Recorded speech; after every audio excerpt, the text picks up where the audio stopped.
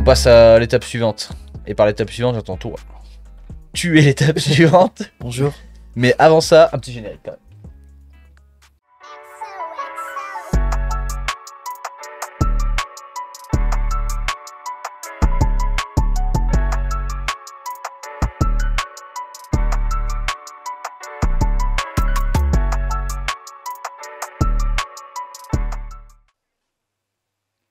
Monsieur Patrick Guimez, Bonjour. comment vas-tu? Ça va très bien. On est très content que tu sois là. Bah, écoute, encore une fois, je me répète, mais merci, c'est un honneur. Parce que je suis votre émission et je trouve ça vraiment cool Je de pense que l'honneur est plus pour nous. Ouais, faire venir genre- des vieux dinosaures comme moi. Ah non, mais franchement, tu vois, genre, en vrai de vrai, je crois que t'as été la personne, genre, la plus déter à venir. Et moi, ça m'a vraiment fait trop plaisir. Genre, c'est rare, tu vois. Je dis pas que, genre, les gens qui viennent là, ils viennent à reculons, loin de là. Genre, ceux qui viennent là, ils soutiennent le truc, ils sont trop contents et tout. Mais je pense que c'est la première fois où, genre, toi, t'étais aussi chaud que moi. Tu vois, genre, on était tous les deux là à se dire, ouais. C'est logique et puis surtout, enfin, tu vois, c'est pas tous les jours qu'on nous permet de nous exprimer et surtout, enfin, tu vois, je vais avoir bientôt 44 ans.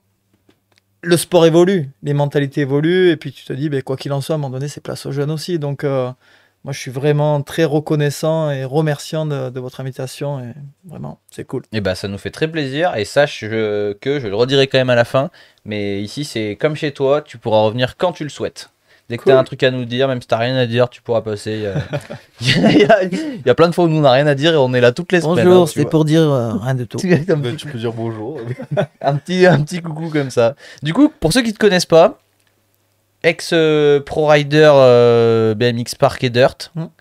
et reconversion après, maintenant tu es entraîneur de l'équipe de France de BMX Totalement. freestyle.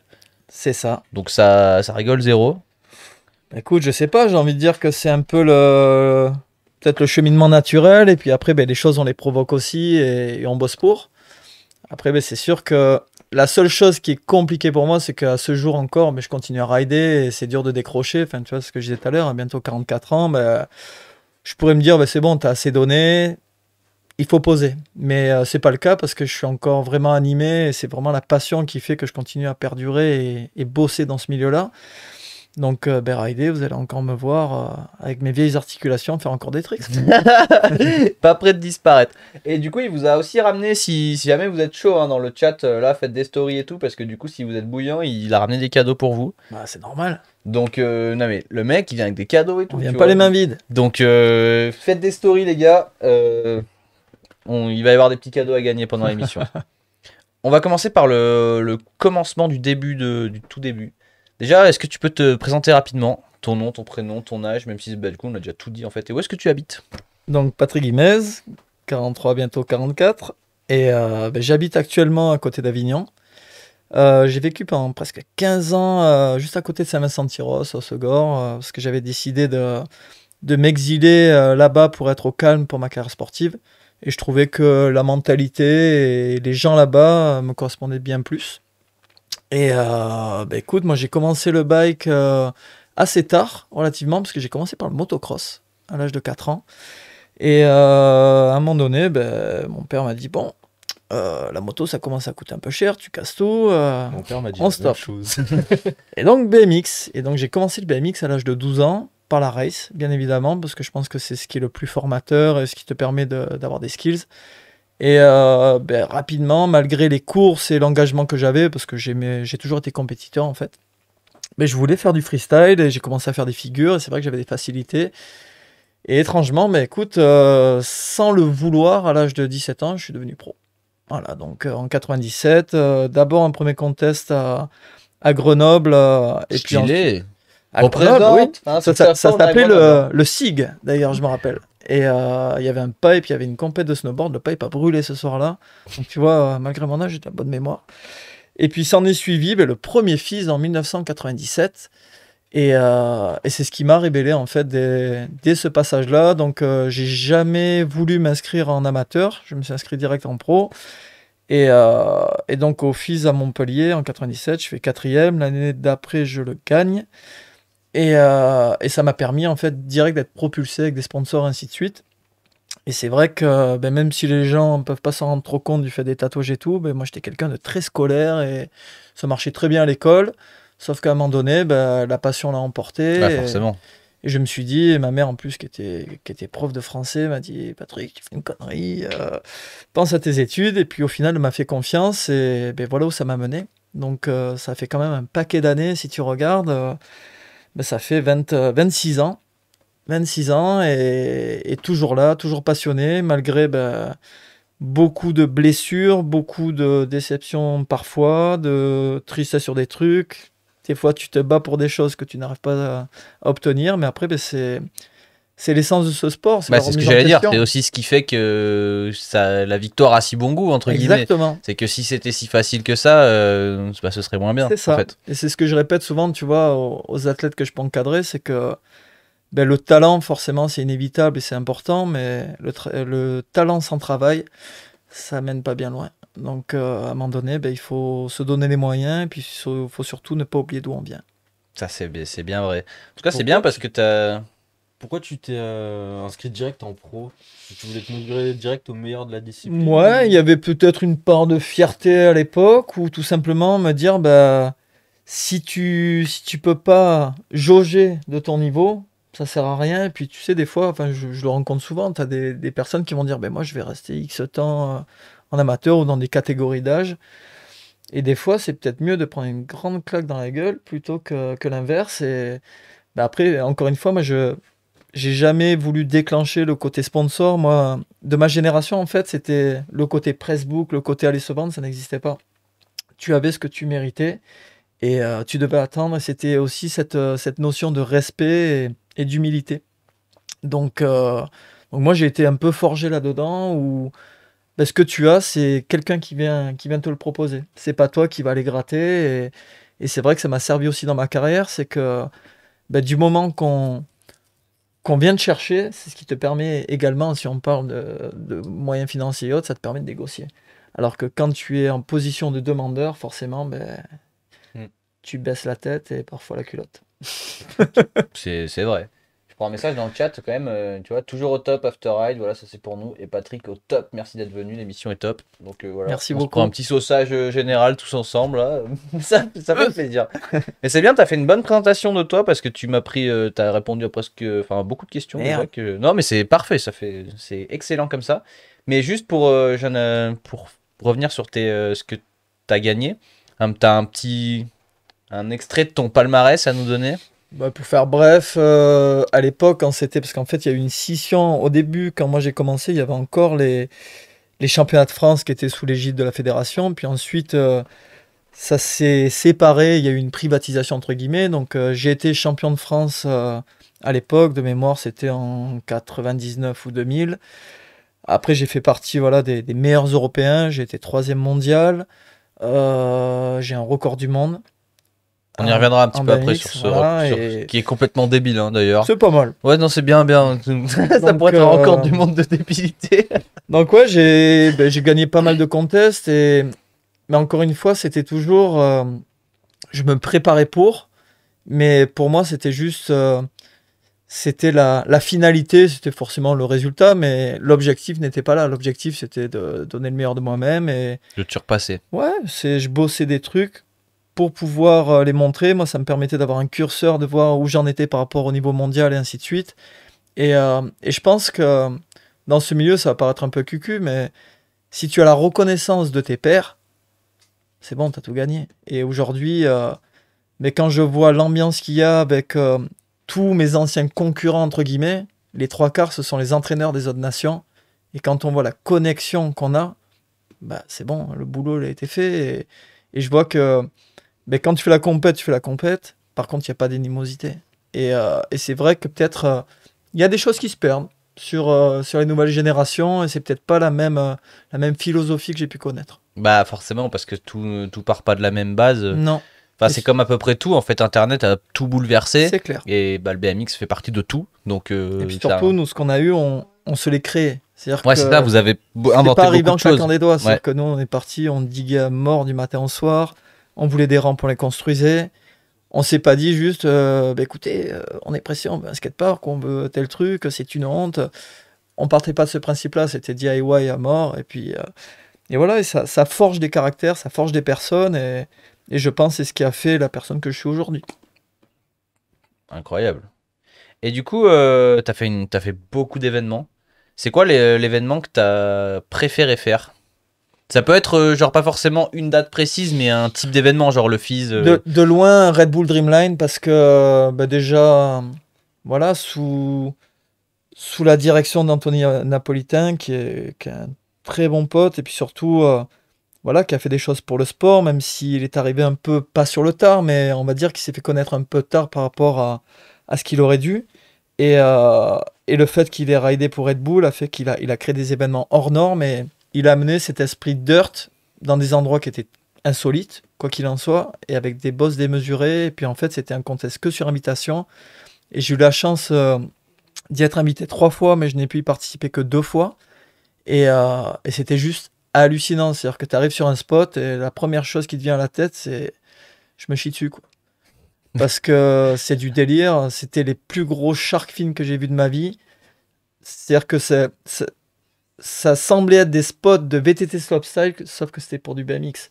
Donc forcément, bah, c'est du délire et l'organisation juste parfaite. Et c'était libre parce que c'était un côté très jam. Voilà, donc je dirais ce contest-là. Ok, trop cool. Et est-ce que c'est toi qu'on a vu? Il y a Matt qui demande quand il était petit, est-ce que c'est toi qui l'as vu à la télé sur On n'est pas des cobayes? Oui, c'est moi. Et bah du coup, grâce à ça, il te dit bah félicitations pour ton parcours, tu as réussi à me marquer, alors qu'en général le BMX je m'y intéresse pas beaucoup. Ah bah écoute, c'est très gentil. Et tu vois, bah, pour la petite anecdote, il y avait aussi Anthony Perrin, que vous connaissez tous. Mm. À l'époque, j'avais été invité, mais je te parle de ça, c'est peut-être 20 ans ou pas loin, au skatepark de Gerland à Lyon. C'était un truc sponsorisé par McDonald's de mémoire. Et donc c'était un truc sur le sport. Ah, ça Et date, ils avaient c'était un besoin de truc, sponsoriser des trucs. c'est quoi ton sport en partenariat avec McDo ou une autre entité, enfin bref. En y pensant maintenant, ça sonne bizarre. Hein. Voilà. Et le petit jeune qui était là, à qui je devais faire découvrir ce sport-là, c'était Anthony Perrin, Incroyable. qui est la star du street que vous connaissez. Et on a toujours regardé ce lien parce que ben, l'empathie de sa maman, sa gentillesse à lui, et ça, c'est des choses qui sont mémorables en fait. C'est que moi, c'est vraiment mon truc, c'est la rencontre humaine, le partage et de voir qu'il y a une évolution. Incroyable. Pour rester sur les événements, c'est quoi l'événement qui t'a le plus marqué? Plus marqué, Ça peut être dans le sens que tu veux. Hein. bah, mon record du monde, forcément. C'est mon record du monde, ça a été quelque chose que j'ai cogité pendant 2 ans, que j'avais proposé à mon partenaire de l'époque, Monster. On ne trouvait pas le moment pour le faire. Et puis, la tournée mondiale de show que vous connaissez, Masters of Dirt, que je faisais pendant des années, j'ai dû faire, je sais plus, plus d'une dizaine d'années avec eux. Et ils m'ont proposé, sauf que tout s'est fait dans l'urgence, entre guillemets. C'est-à-dire qu'on avait un gros spectacle en Autriche à Klagenfurt, c'était en 2015. Klagenfurt, Tu l'as oui. trop bien dit. Et, on a dit un Wow. truc pour, Je me suis cru en Allemagne des pendant gaufres. 2 secondes là. c'est une pub pour la gaufre. Et du coup, ils m'ont dit, bah, écoute, on peut faire venir un airbag pour t'entraîner. Donc, on a eu la veille, l'avant-veille pour s'entraîner sur un airbag, caler les distances. On avait un truck qui nous tractait à 85 km/h. Et donc, on a essayé. Je vous cache pas qu'on était à l'arrache complet. Parce qu'on a pris des mesures. On a Mais fait du coup, un attends, peu- t'as pas précisé parce que du coup, si j'ai bien compris, parce que je suis pas sûr d'avoir tout compris de ce record, mais t'as tenté, enfin le but c'était de battre le record du monde de saut en longueur en BMX. Sauf que. C'est bien ça sur le papier. C'est ça. Affichons la vidéo, juste pour que les gens. Je l'ai fait en faisant quelque chose. Voilà, on n'en dit pas plus, mais comme ça, ceux qui n'ont pas vu le truc, parce que moi je tombe sur la vidéo, tu sais, et ça c'est. Là, je viens d'atterrir. Ouais, voilà, ça c'est la fin de la vidéo. Parce que je me suis dit, ok, donc je me renseigne, parce que j'avoue, je vais pas faire le mec, tu vois, j'étais pas au courant de ce record-là et tout, donc je cherche et tout. Record du monde de saut en longueur. Je me dis, ok, pas de souci, je regarde la vidéo et tout. Ok, donc là, il va s'apprêter à battre le record du monde de saut en longueur. Oh là là, non mais sérieux. 85 Donc, km/h, il y a coup, vingt- La corde qui passe 21 tout mètres. le long, Il y a 21 mètres à franchir. Donc là, tu t'es dit, vas-y, il faut que j'arrive à faire 21 mètres.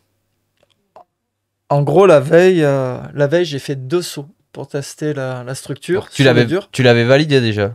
Ah, mais sur airbag. J'ai fait le trick sur l'airbag Attention, et la vous êtes- veille, j'ai juste franchi la distance en flip. En gros, pour l'histoire, donc L'avant-veille, on a un airbag, on roule pendant 3-4 heures dessus. On voit qu'on arrive à franchir par rapport à la vitesse du treuil, on franchit telle distance. Donc là, du coup, dans l'airbag, je franchissais entre 23 et 24 mètres. Je me suis dit, par rapport à la différence de hauteur et qu'il y a du step-up, on va la poser à 21 mètres. Tout va bien.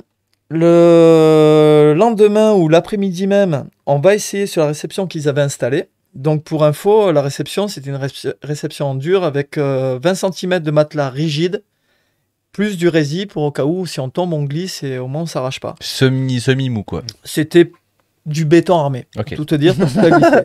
Et par contre, la réception ne faisait que 5 mètres de large. Sauf que quand le saut fait 21 mètres, tu as l'impression qu'elle fait qu'1 mètre de large. Et donc du coup, moi j'étais pas très chaud de le sauter en saut droit avec un BMX, ça a vite fait de partir en arrière ou en avant. Et donc j'ai ouvert direct en flip. Sauf que le treuil qui était positionné à droite, donc lui il t'amène vers la droite et dès lors que tu le lâches, tu fais un petit coup de guidon vers la gauche. Et dès que j'ai pris la rampe, j'ai déporté à gauche, sauf que sur 21 mètres, c'était sûr que j'allais atterrir à côté de la récep. Donc je me suis éjecté et je me suis poussé moi sur l'intérieur pour glisser. J'ai glissé sur une vingtaine de mètres. Et de là, je dis, il faut que je reparte parce que le lendemain, il y a le show, on fait le record. Donc j'y suis retourné et là, j'ai accroché à cheval sur la réception et je me suis retourné la cheville à ne plus pouvoir marcher. Et donc, on avait un très bon soigneur à l'époque, qui s'appelle Mika, qui m'a sauvé la cheville, qui m'a permis de pouvoir rouler le lendemain.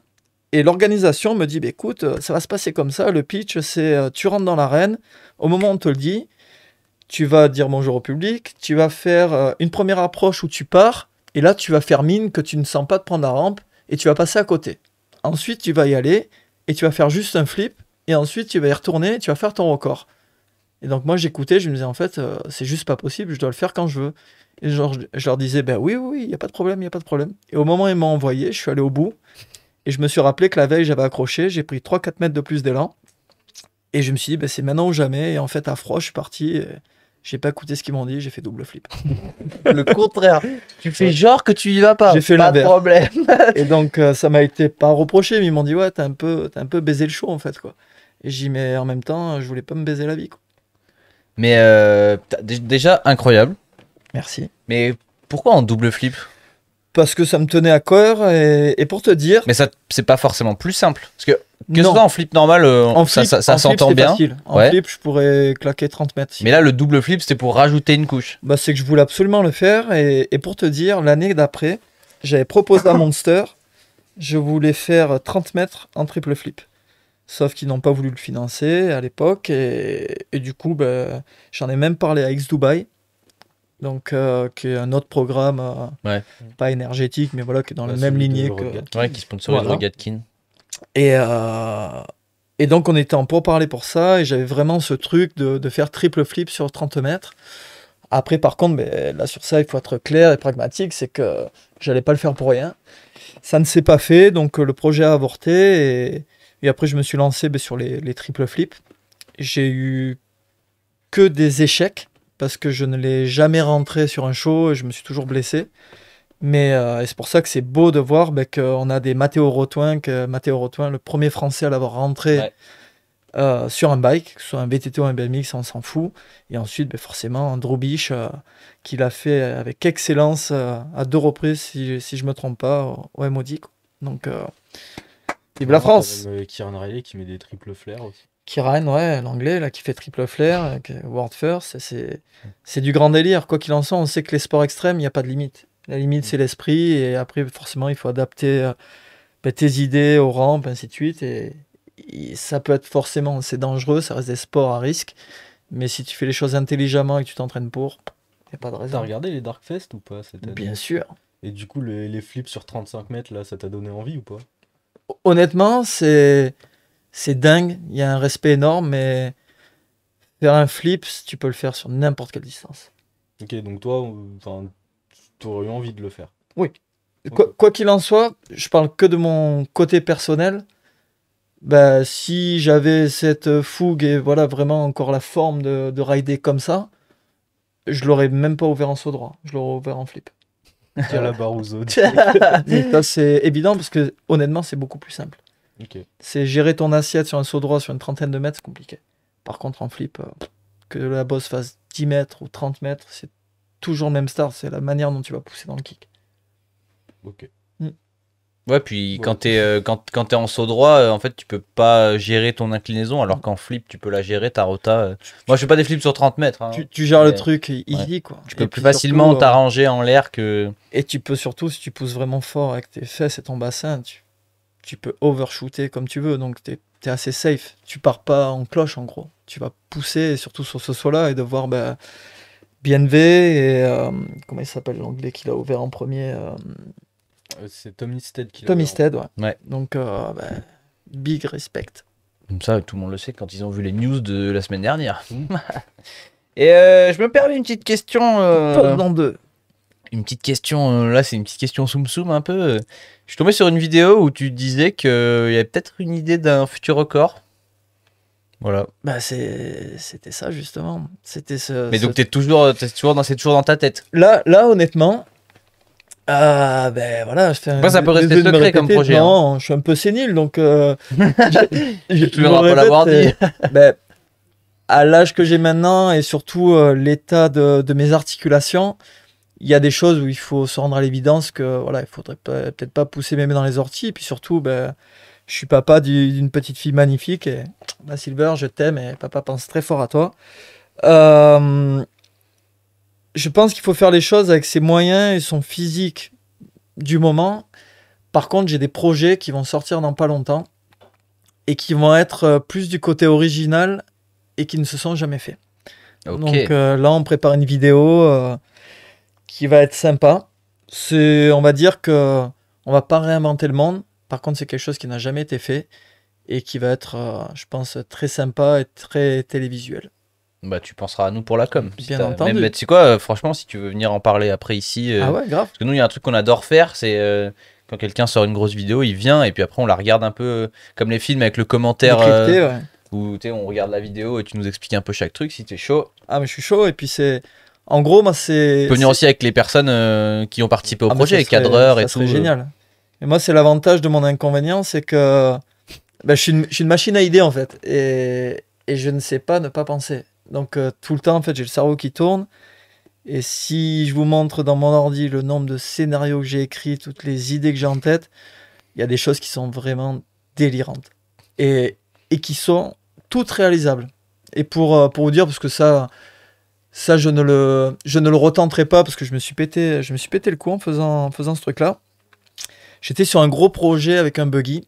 Donc je faisais des backflips avec un buggy, qui Normal, est fait et refait. comme tout le monde. Mais qui au final, honnêtement, c'est pas compliqué du tout. Par contre, j'étais sur un projet où je faisais des front flips en buggy. Des choses qui ne s'étaient jamais fait au monde. Oh putain. Sauf que on a bossé presque 2 ans sur ce projet. Ça m'a valu une fracture cervicale. Et au final, j'ai jamais réussi à faire plus que 3/4 de tour, quoi. Et je me suis acharné sous la pluie, pendant la nuit. Mais de façon naturelle ou il y avait un genre de Non, non, basculeur sur la rampe? On avait créé une rampe. Ça, je vous dirai pas quel est le système. Parce que ça, c'est unique ce qu'on a fait. Mais Parce que moi, direct, après, je fais des fronts en buggy. Hein, si j'ai et l'info. quoi qu'il en soit, le problème, c'est que ça marchait. Et puis ensuite, la structure faisait qu'on pouvait abîmer la rampe. Et le moindre décalage faisait que d'un coup, tu tournais plus. Et ça a été honnêtement une aliénation. À la fin, je me suis dit, je vais finir par péter les plombs. Et on a avorté le projet. Et sur ça, je suis désolé pour les marques qui m'ont suivi. Et parce que c'est quelque chose où vraiment j'ai mis toute mon âme et toute mon énergie.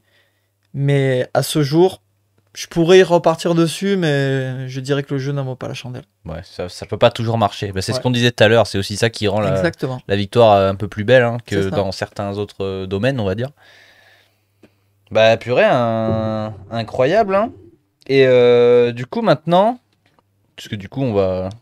Franchement, tu sais quoi, là on fait quand même une petite avance rapide, mais si tu veux un jour, si tu veux revenir et qu'on détaille un peu plus ce que t'as fait, c'est vraiment, c'est quand tu veux. Tu peux même revenir la semaine prochaine si t'as envie. Mais on fait quand même une petite avance dans le futur, parce que du coup, cette carrière incroyable, tu l'as un petit peu mis de côté pour te concentrer sur d'autres choses. Et il y a 2 choses majeures, et notamment, tu as créé ta structure de show. Ouais. Est-ce que tu peux nous en parler un petit peu? C'est quoi le but J'ai une structure de show qui. Il y a la casquette là. Ouais. Attends, mais pendant que tu expliques, je vais chercher les petits goodies. Oh yeah! Donc, j'ai une structure qui maintenant est sous l'entité PG Freestyle Show et PG Concept. Et en gros, j'ai toujours eu une structure de spectacle, mais je n'osais jamais, du fait de ce que je disais tout à l'heure, le fait de jamais trop se montrer, tu dois mériter les choses. Donc j'avais du mal à utiliser l'entité commerciale Patrick Guimez. Ok. Et au final, ce logo PG, ça a été pendant mes années où j'étais athlète Europe chez Monster. Et c'est le designer qui m'a créé ce logo. Et de là, je me suis dit, à un moment donné, il va falloir accepter de ce que tu fais pour ce sport et de commercialiser, entre guillemets, ton nom. Et de là, j'ai arrêté le principe à l'époque, ça s'appelait Dirt Show Arena, ma structure. Ok. Et j'ai décidé en fait de développer les choses au travers de PG. Donc il y a PG Construction qui est l'entité qui fabrique des pump tracks. Après il y a PG Concept qui fait de la création événementielle, du consulting, ainsi de suite. Je bosse depuis 3 ans en relation avec Ubisoft, que vous connaissez, donc Ok. le gros leader du jeu de sport extrême qui s'appelle, j'ai perdu le mot, Rider Republic. Riders Republic. Donc je suis consultant pour eux et en fait toutes les images T'as sont des, avec t'as des contacts Rider Republic. Thomas Lemoine, Nicoli Rogatkin, tout ça en fait ça a été le casting que je leur ai proposé, c'est sur mes structures et ainsi de suite. Ok. La partie BMX, Il y a une Donc, case qui vient maintenant- de s'allumer dans ma tête, mais on en voilà, parlera un donc peu. il y a un peu plus beaucoup tard. de choses et au final c'est ça en fait, j'ai mis toute ma passion et mon savoir-faire, l'expérience que j'ai pu accumuler au service justement de PG Concept avec ses entités et après avec PG Freestyle Show on fait de la création événementielle. J'avais cet événement international qui s'appelait Lords of Dirt où j'ai fait 13 éditions et après bosser même avec Alain Massaboba que vous avez déjà reçu. Bien On sûr. avait le magazine avec Christian Mananja aussi, on avait Crime puis Art BMX. Donc j'ai toujours été un passionné et un hyperactif du travail. Donc le fait de vouloir mettre toutes mes compétences au service de mon sport ou même du sport extrême en général. Et c'est beaucoup de gens pourraient se dire c'est uniquement un businessman, mais moi j'ai envie de vous dire pas du tout. C'est juste quelqu'un qui a les tripes et l'envie de faire quelque chose pour le sport. Et après il y a aucune honte de pouvoir en vivre et de pouvoir perdurer là-dedans. C'est que si tu le fais avec ton cœur, vogue la galère, fonce. Bah ouais, mais puis de toute façon, en fait, moi, c'est un truc que j'ai jamais trop compris, tu vois, mais surtout en France, les gens, ils problème aiment pas les français. gens qui réussissent, tu vois, mais sauf qu'en fait, il y a des choses, ça coûte de l'argent, et en fait, Bah, si c'est ça. tu veux pouvoir faire des choses, il faut de l'argent, c'est C'est un peu c'est la le nerf de la mentalité guerre, BMX, tu hein. vois. BMX en France, ça a beaucoup Bah, même qui en vont se France, dire un bon BMXeur, globalement, tu vois. c'est un gars qui est forcément Pôle emploi, qui galère et qui a le vélo le plus rouillé possible. Ben non, et tu vois, Mathias Zandois, c'est l'exemple parfait. C'est le mec qui est toujours authentique, qui aime son sport, qui croit en son sport, mais qui, malgré la carrière qu'il a, sans parler de. Et bah, il de a ce fait un qu'il petit peut- live ce qu'il avec peut nous. gagner, il fait les choses, il est disponible, et puis On l'a un surtout, petit peu il aide les acteurs. Et c'est ça qui est beau. Donc, moi, j'apprécie ça, et c'est le vrai sens, c'est la vraie reconnaissance. De toute façon, globalement, en fait, tous ces trucs-là, c'est des trucs, c'est des haters, c'est des trucs de jaloux, hein, c'est... Ouais, c'est Non, des mais c'est gens de la qui- jalousie pure, qui n'ont parce que- pas osé parfois. Et puis quand toi, tu dis... Enfin, tu sais, quand il y en a qui réussissent de leur passion, bah, toi, tu le fais pas, bah, t'es deg. Et Bah, puis- c'est clair, Et Il y a- puis c'est il y a plus eu des facile de émissions, cracher sur les autres que de soi-même se retrousser les manches et de passer à l'action. Ah donc, bah tu sais, moi j'ai une phrase qui me fait rire, qui m'a même pas choqué, qui m'a fait rire, c'est sans citer, si je m'en fous en fait, c'est il y avait ce talk show aussi sur le BMX et j'avais été invité et puis en suivant ils avaient invité ce rider en BMX Street qui roule super bien, qui est Nicolas Deschamps, Desch. Et quand il a été reçu, la première phrase qu'il a pu sortir c'est avant que Patrick Guimez c'était le king, maintenant qu'il travaille pour la Fédé, tout le monde le déteste. Mais j'ai envie de te dire, je suis désolé de ce mot, mais pour le coup, là, je t'emmerde. Parce que c'est ridicule. Parce qu'au final, c'est pas le fait de bosser pour la Fédé qui va changer mon âme.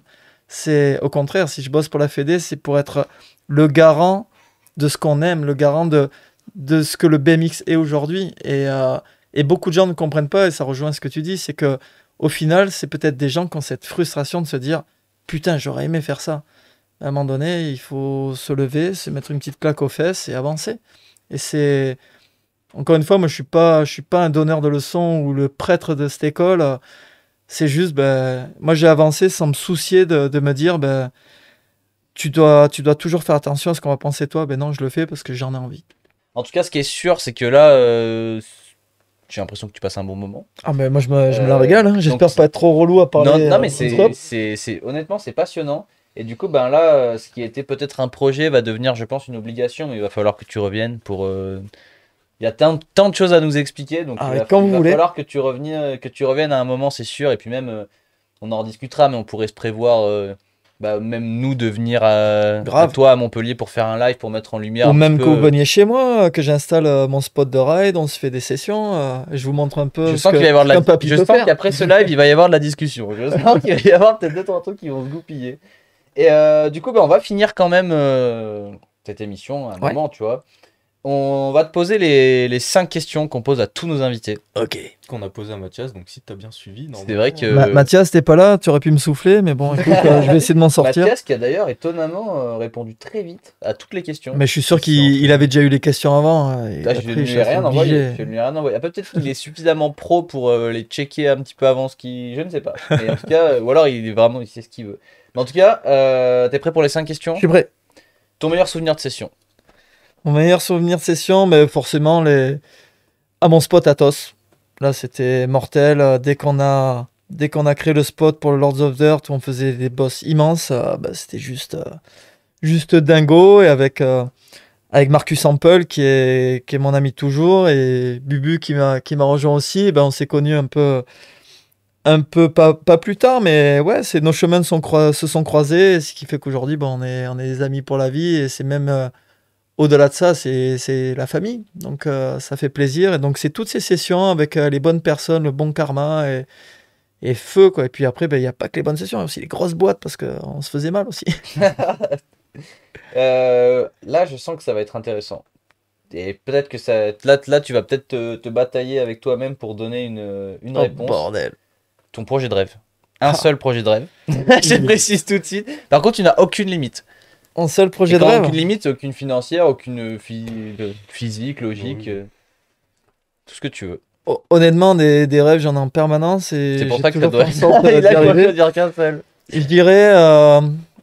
dirais continuer à être heureux, ça pourrait être cucu, mais profiter de ma fille à bloc, parce que c'est l'amour de ma vie, c'est vraiment tout ce qui est, c'est mon plus gros carburant aujourd'hui. Voilà, donc ça serait faire de belles choses avec elle et voyager. Et encore dans le délire des vieux, mon projet, ça serait d'avoir un très beau camping-car et de découvrir l'Europe avec elle.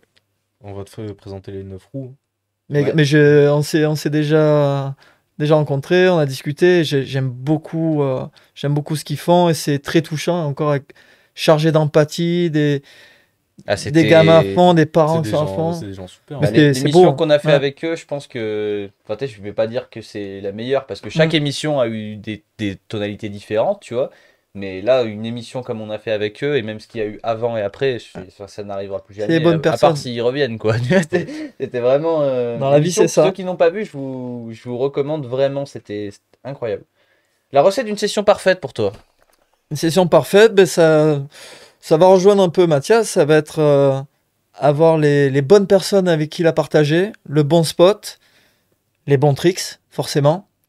Pas trop de chutes, même si des fois, moi, je me perds à dire que des fois, une bonne boîte, ça réveille, ça nous rappelle qu'on a envie.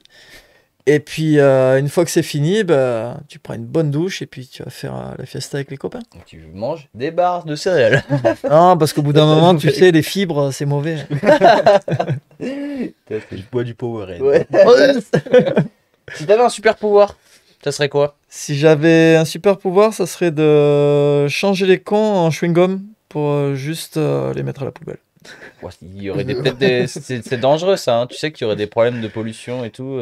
Bah, Ça ferait un paquet de chewing-gum. Hein. Oui, mais J'espère ça que t'en es serait des chewing-gums biodégradables et puis Ok, surtout à ne pas jeter sur la voie publique, on les met bien dans la poubelle. conscient. Ça Laquelle fera- Laquelle Laquelle des poubelles? Ouais. Oh, dans le tri? Ouais. Oh putain. Non, peut-être pas. Hein. Le chewing-gum, je suis pas sûr que ça se trie. Je sais pas. Je sais pas non plus. Oh, tu sais quoi, au pire, je l'avale. Là, ça va faire beaucoup de chewing-gum à avaler, je préfère te prévenir. Et dernière question, non, j'en ai deux, parce qu'il y en a il y en a une bonus qu'on pose pas tout le temps, mais je pense que à toi, on était obligé de la poser. Qui est-ce que tu nous recommandes pour l'émission? Un invité, selon toi, qu'on doit absolument faire venir et qui doit. C'est pas forcément. Français? Ouais, c'est c'est plus mieux. simple s'il parle français. Mais pas forcément quelqu'un, tu vois, qui est une superstar, mais quelqu'un où tu dis celui-là, Ça il peut faut, être il faut qu'il vienne un s'exprimer. petit, tu vois, que genre personne connaît, mais que Mais toi, même tu pas un sens- rider, ça peut être Ouais. quelqu'un de ton équipe où tu dis cette personne-là, écoutez Et ce moi, je qu'elle a à dirais dire. Nicolas Cambon et son fils. Ok. Parce que c'est une belle histoire, que Nico, on se connaît depuis toujours, et que lui, bah, tu vois, justement, c'est ça qui est beau, c'est que Nico, il est pas du tout dans ce délire UCI, FED et tout. Mais par contre, lui va être capable de dire fuck UCI, mais par contre, il est capable d'écouter son gamin. Et on a déjà eu des discussions, il me dit, bah, écoute, si un jour tu veux qu'il soit dans le pôle olympique et qu'il a envie, il n'y a aucun souci. Et moi, j'aime cette ouverture parce qu'on se connaît par cœur et on a partagé tellement de bons moments. Et il a cette ouverture, c'est-à-dire qu'à un moment donné, mais quelque chose qui lui plaît pas, c'est pas pour ça qu'il va cracher à mort. Il va juste accepter. Lui, ça ne l'empêche pas de faire son truc. Et je pense que ça serait très intéressant parce que son gamin est juste incroyable à l'âge qu'il a. Et il y a du potentiel et surtout, il y a une belle histoire.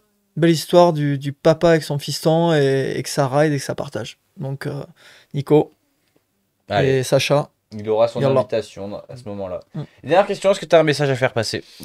Je pense qu'on là, il se dessine. Bah, Des messages, il est Il à y en peu a eu près- beaucoup des messages. Déjà, ben voilà, important. encore une fois, un grand merci. Merci pour votre accueil. Merci de me permettre de m'exprimer. Et encore une fois, parce que c'est pas je me sens pas à ma place ou légitime, c'est qu'à un moment donné, ben, place aux jeunes. Et donc, merci de me permettre d'avoir droit à la parole. Et surtout, ben, ne changez pas. Soyez vous-même et continuez. Enfin, si, et- mais en s'améliorant, si on peut changer de Bien décor, sûr. ça peut être pas mal. Alors, mise en question, c'est primordial toute Il va sa falloir vie. récupérer toutes les signatures. Par contre. Mais ouais, je le répète encore et encore et encore, n'oubliez jamais d'où vous venez. Parce que tous les jours, et même de manière enfin, là, récente, je vois qu'il y a des gens qui parfois oublient un peu d'où ils viennent. Et c'est malheureux, mais c'est pas grave parce que soit à un moment donné, ils comprendront, soit bah, les chemins se séparent. Mais c'est ne pas oublier tout ça et faire les choses avec toute son âme et conscience. Et voilà, respecter. Ayez une passion, ridez, faites-vous plaisir et portez ce putain de casque, quoi. parce que c'est merveilleux. c'est ce la que tu base. dis. Et je rebondis quand même sur le premier truc que tu as dit, qu'on t'ait invité. Déjà, sache que nous, c'est un honneur pour nous que tu sois venu là. Donc vraiment, il faut pas. Vraiment, c'est un plaisir que tu sois là. Et surtout, nous, on l'a toujours dit, notre but dans l'émission, c'est évidemment parce que c'est ce que, bah, on va pas se mentir, c'est ce que tout le monde préfère. Et même nous, on adore, tu vois, recevoir des superstars et tout. Tout le monde adore, tu vois. Mais on l'a toujours dit, notre but, c'est aussi de mettre en avant tous les gens qui constituent le monde du vélo. Et du coup, bah, ça veut aussi dire des futures stars, des anciennes stars. Ça veut aussi dire on a reçu des photographes, des vidéastes. Et tu vois, par exemple, on pourrait faire une émission avec tous les autres gars que tu as cités C'est de, clair. de l'équipe de France. Nous, notre but, c'est de mettre tout le monde en lumière parce que le monde du vélo, c'est pas que des stars, c'est aussi tous les gens qu'il y a autour. Ah bah, Et du grave. coup, bah, si on prend tout ça en compte, bah, c'était logique que tu viennes, tu vois. Ouais, merci beaucoup. Et d'ailleurs, il y a Alain qui. Je sais pas s'il nous a Mais rejoint non. là maintenant. Ou... Oh putain, Alain, mais Incroyable. t'es pas au lit. On a fait créer un compte Twitch à Alain. Alain, tu déconnes, il est tard là. Putain, génial. Bah, là, on a un peu on parlé nous a de toi en mis 4 plus. étoiles, donc, Ouais, il en manque une cinquième. Il y a un truc qui va pas. Bisous Alain, ouais, normalement c'est 5 étoiles minimum. Et du coup, bah, en tout cas, merci beaucoup pour tout. C'était incroyable. Alors Alexandre, je vais pas pleurer, t'inquiète pas, j'ai quand même j'ai encore un peu de fierté, mais oui, non, je suis quelqu'un de sensible par contre, et ça je te l'accorde. On va quand même, avant de passer, parce qu'après, du coup, on va regarder les vélos des abonnés. Mais je propose qu'on fasse gagner quelques cadeaux. Bah grave. Tu les as amenés pour ça. Oui.